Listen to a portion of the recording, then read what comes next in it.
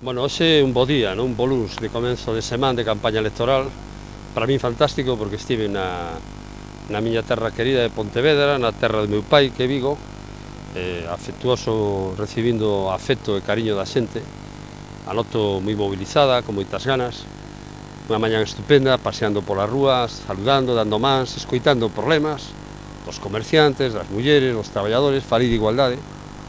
Pedín o compromiso e o apoio para facer cada día unha Galicia de máis igualdade, onde as mulleres cobren o mesmo polo mesmo traballo, onde haxa escolas infantiles, onde haxa a aplicación total da lei da dependencia, en definitiva, para seguir avanzando.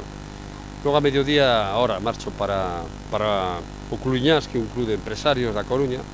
Hai tamén que falar cos empresarios, que se poñan as pilas para crear empleo, para seguir mantendo a actividade.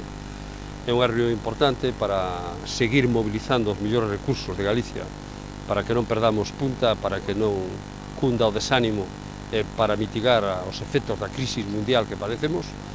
E logo pola tarde me toca ir ao mitin de Vilalba, un espacio do centro de Lugo, donde cada vez o socialismo ten máis forza, a xente ten máis ganas de acabar cos caciques e de que cada día reine unha Galicia donde se sabe verdade o reequilibrio territorial, donde a xente do interior de Lugo, a xente do interior de Ourense, donde as provincias do interior se sepan ben tratadas con respeto e con igualdade de oportunidades.